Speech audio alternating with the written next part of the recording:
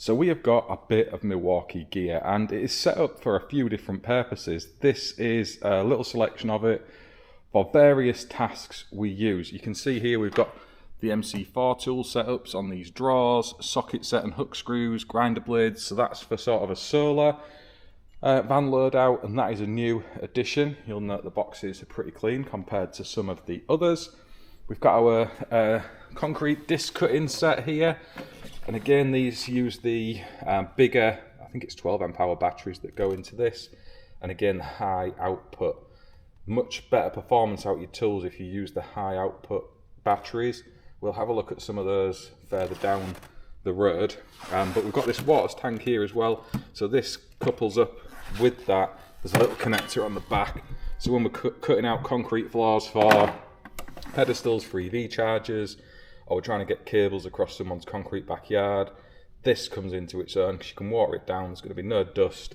This goes on your back, as you can see here, has a battery in it, and you can use it as a little hose pipe if you wish. I've shown it on some videos before. I think it was a Pod Point 22 kilowatt EV charge point if you want to dig back and see it. Again, we've got stacks and crates here. This is just carrying basic loadouts into site. There is some different torch options, so I'll show you here. This is the M12 torch. As you can see, that goes in there, M12 in there. This is one I bought recently. I've not used it yet, so I can't say how good or bad it is. Even down to the hand tools, got a few of these, given a couple of sets away, and there's some more of that coming as well. But there's VDE drivers, aside from this little nuance in there, don't like that, but the rest, brilliant.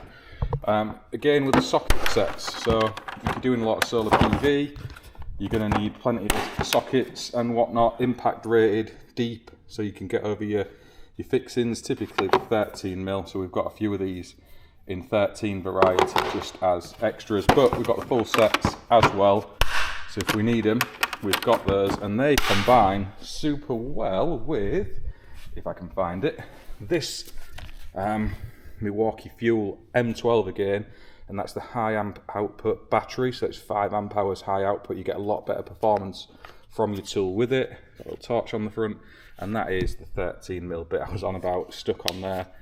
See, you get plenty of power out of that, and again it's not going to give you a torque setting, but it's going to get you down nice and tight. We'll come to the tools in more detail in a bit. These crates, fantastic. You see we've just got bits chucked in this one, but we have some set up for hooks. I'll lift this one up at the top. You'll see we have got a box of hooks, and if you're taking that onto a scaff or whatever, that can be winched up. Super easy, nicely stored up on the scaffold platform. You're not using cardboard boxes. For those of you who are in solar, you'll know it rains a lot. Cardboard doesn't fare very well in the rain. Flying the ointment up here, pop this out because the DAB radio from Bosch was something I waited for ages. We've got a lot of Bosch equipment as well. It's something that I had from when I first started. You kind of get into the battery ecosystem, and it hung around. We still use it. The Bosch 18 volt SDS drill with the hoover attachment that goes straight on is still the best in the game for me. We still use those. And we got a little DAB set just to tie in with a Bosch 18 volt battery range. And yeah, I use that, to be fair. We've got the Milwaukee M12 radio. We should do a radio standoff actually, because looking around here, we have got the DeWalt as well. Radio that has taken a beating. You can see by the tape that's holding it together. But for another day.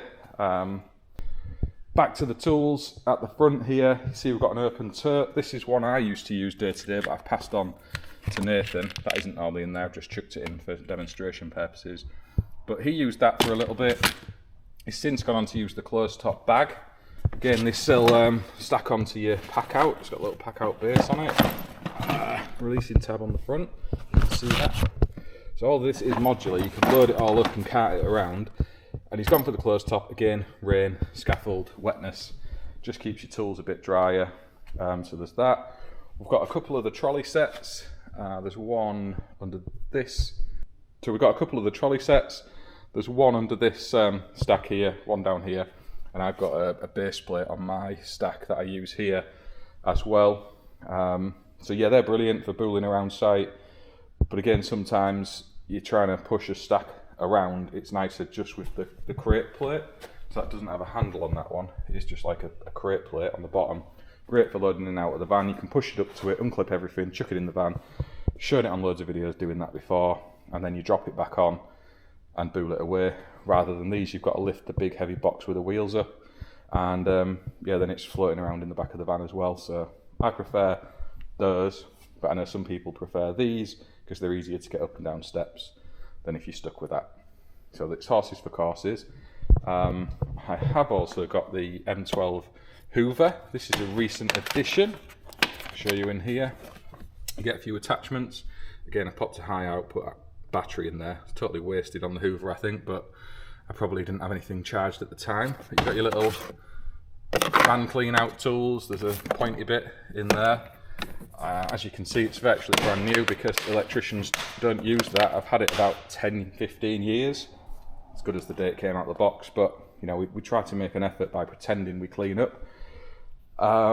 The testing bag, I've got a couple of review videos on this. I've used it in a couple of different guises over the years. Tester's on charge at the minute, but I still use this day to day, carrying around all the test gear. It's golden. If you dig back through my YouTube channel, you'll see I've had this bag probably 2 or 3 years now, and it's used daily. It's never worn, nothing's ripped on it, nothing's damaged, the zips all still work, comes out to site all the time. It's not just been left sat in the office doing nothing. And yeah, stood up brilliantly. I rate those bags a lot. Again, it goes on the Packout system.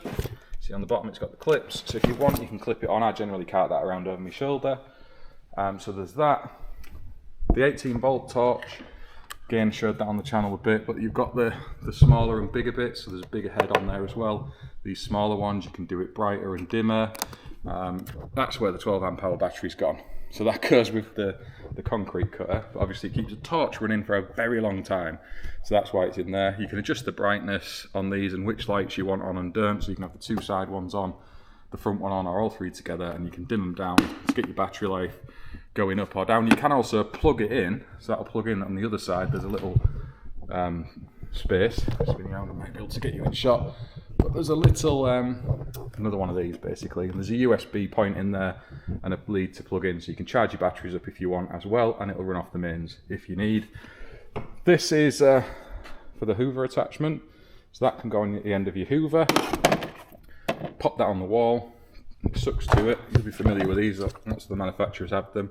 I've only just got this one to see how good it is, tying it up with the M12 hoover, but as I said, I don't really use hoovers, I just let dust go everywhere and someone else sweeps it up. But yeah, if you want to do that, great for sucking to the wall, cleaning up all your bits. This is the high amp output batteries at the 18-volt grade. Again, that's a 3 amp hour one. These are cracking for weight, so if you're doing drilling and driving, you don't want big heavy batteries on the end of your tools, these are ideal because you get the high output and you also get the low weight. It's fantastic. This is modular onto the Packout system as well, so you can store your M12 batteries up. Mine are all on charge. Again, with these drawers, I just have full of odds and sods that I need, and then some of them are organised for screws and bits and pieces. I've done reviews on these before, but the drawers are second to none. They are such a lot better quality than anything else out on the market, and the fact you get these that holds them shut while you're in transit is brilliant, because that always will happen. Some storage tubs in here, so these have got clips in. The other one's got screws, bits and pieces, plugs. That's got consumer unit fixings, so your grommet strip, gland plates for certain brands of boards, and I think that one is sort of concrete screw fixings and such. Inside here again, I've got a bit holders. Loads of these. They get rusty, they fill with dust and rubble. If you work on solar, you'll know what I mean. So we have plenty of those. Wood bits, posi drives and whatnot all in there.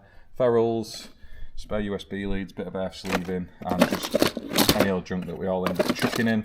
Yeah, everybody has these. A tin, an old cigarette tin that has fuse wiring. If you don't have one of those, you're not an electrician. So there's one of them, and then this bottom box here I generally use to keep my power tools in that I'm loading out, so they all go in there. Oh, there is an 18-volt bandsaw knocking a rip saw knocking out somewhere. I think I've got that home because I've been hacking some branches down in the back garden at the weekend, so they're floating about somewhere. We've also got the Ranger bandsaws. Again, these were for sort of containment, but also solar. So the bigger stuff, you can use that on your bigger trunkins. It goes through smaller stuff like butter, but we use it for the solar rails. Sometimes on the roofs you end up with quite a deep cut that's needed, and this gets in. Primarily we use this one, so the fuel M12 bandsaw. It's just a little bit bigger than the smaller one that wasn't fuel. We got this by mistake. I didn't realise what I was buying. I was supposed to get the fuel one and I ballsed up, but I decided to keep it, use it here at the academy. Brilliant conduit, just slides through it. Got the circ saw, again M12. That goes through most stuff pretty easy enough if you're just ripping down large sheets of ply up to 18 mil, no problem whatsoever. Cutting off your stud timbers, 3x2s and whatnot. Going through some bigger bits, you're going to want a more powerful saw, of course, if you've got fence posts and whatnot. But for basic ripping down, cutting up floors, chopping floorboards, that's spot on. This is my special treat. I tried to resist buying one of these for ages. Mikey shares it a lot. Mike Page, residual current, and again, I've got videos using this. But we got it for torquing down roof fixings, basically. And obviously bigger switchgear that goes beyond your normal torque driver ranges, and it's been brilliant. We use it a fair bit. It's just a great way of verifying you've got your torques down. I've shown it doing the flat roof system at my own house, torquing down your fixings. Fantastic for that. This in the SDS range, the M18 SDS from Milwaukee's fantastic. We've got that, and you put your hoover on the front. Don't know where that is currently, but there is one floating around. But I prefer this. It's lightweight, you can chuck it around over your head. Put as many holes in as you like. The batteries on these last. Again, if you pair it with a high output, you'll get a lot better performance, but the lower weight 2 amp hour batteries, it's lighter, it's easier to carry around above your head if you're chucking concrete fixings in. Spot on. Does hammer drill and just drill. There's no just chiseling option, so you can't do your chasing out with it, but you wouldn't really want to anyway. This is a beast. The chucks on them are a nightmare. Some of them Milwaukee needs to sort out. I think Matty's sworn and chucked a few of these chucks out. We've got 3 or 4 of these. The power on them for going through wood is amazing. If you're doing domestic first fix, brilliant for cutting your holes in joists and timbers, and equally if you're doing lots of containment work for your holes for entry points to DBs, can't beat it. But I've just started using the M12 fuel one. Again, just lightweight, smaller, easier to carry around, and with the solar stuff, you know, you're not making big holes in stuff anymore. So I use that, and to be honest, it surprised me. It'll do more than you think it'll do. It's got the hammer drill function on there as well, should you need it. A range of torque settings, brilliant. I've had this ages. M12 impact gun. This is corking. I don't know if there's a newer version of it out now. So that's the M12 FID. There might be a 2 version, but that's 147 Newton meters of torque, which isn't far off most of the ranges in the 18 volt category. Fantastic little thing is that. This cut-off tool, again, showing it loads, doing trunking. You can use that for your containment. It's brilliant just for nipping little bits here and there when you don't want to get the big grinder out. Fantastic, easy to work. We've got a couple of the oscillating saws. I call them GOP saws because that's what Bosch called them back in the day. But they're Fanes, aren't they? Everyone needs those. I think we've got a few more of them floating about. They wear out pretty fast because we use them for such a lot of stuff. You can see what the angle grinder's been used for here. So again, they get very dusty, need a good clean out. Again, I think with 3 or 4 of these in total, but you can't beat them because they stop really quick. We've shown it on the solar videos tons of times. There's the safety button on there, so you've got to make a conscious effort to turn it on, and it stops almost instantly. Fast blade changes, again with the Milwaukee little release tool. There's no messing about with Allen keys, they're just in and out. It's the same on that one.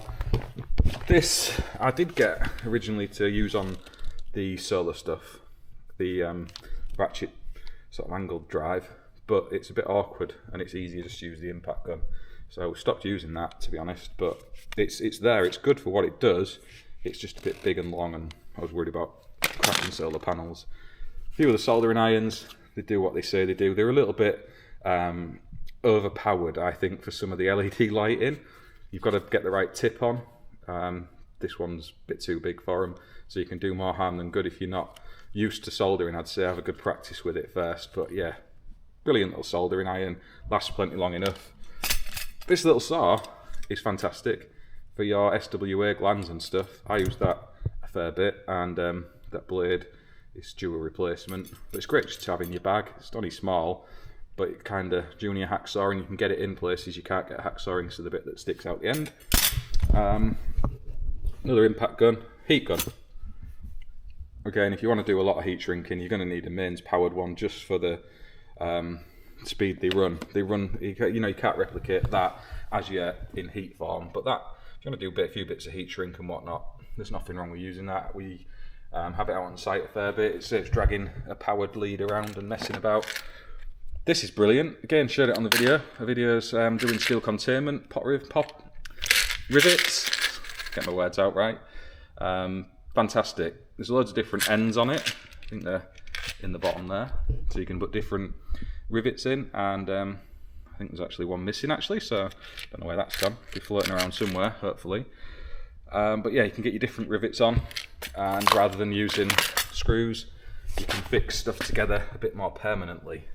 So that is a little taster. I think I've been through most of it to show you some of the stuff we've got and how we use it.